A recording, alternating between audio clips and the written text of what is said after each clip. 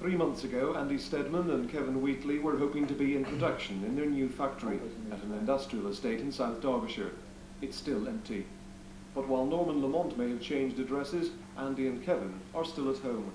They expected to have their new venture, Fence Pro UK, up and running, but the only fencing they've erected is in the garden of their homes as demonstration material. They still need to raise several £1,000s for sales promotion and distribution to trigger other loans.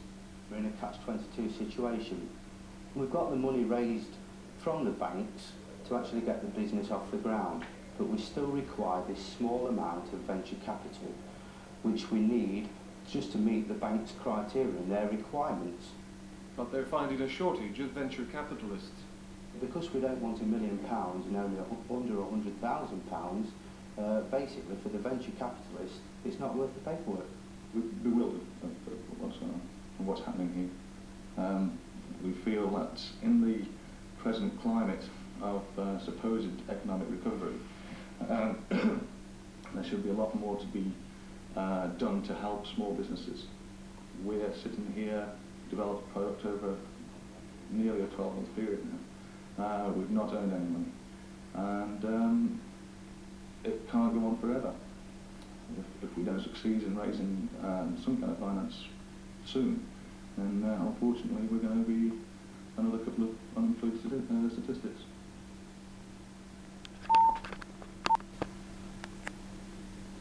Here at the offices of Derbyshire Chamber of Commerce, representatives of the local business community are gathering for a post-budget party. But has the Chancellor given them anything to celebrate? Well, we've been following the fortunes of 3 companies in the East Midlands, including one here in Derbyshire. It hasn't been easy, but the dreams of 2 Midlands entrepreneurs are slowly becoming reality. In 6 weeks' time, Kevin Wheatley and Andy Steadman will be in business.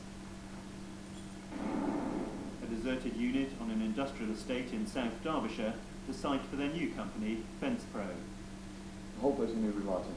Yeah, new relighting.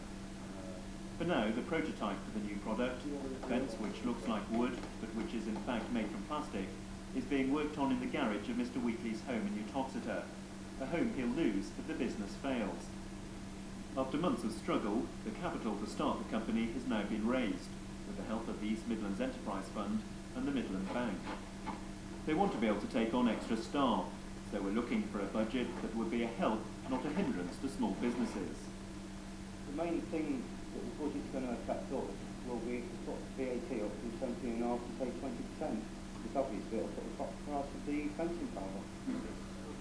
At Derbyshire Chamber of Commerce this afternoon, the 2 men watched the Chancellor deliver his budget, anxious to assess its impact on their own company. The verdict, everything they'd hoped for and more. I'm pleased that the VAT rate hasn't gone up after all.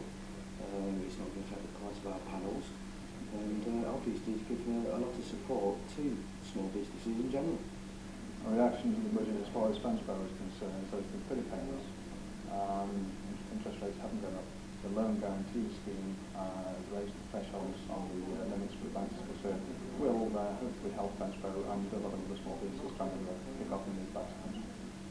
It had been billed as a budget for jobs. Fence Pro say they'll now go ahead with plans to take on up to 10 employees.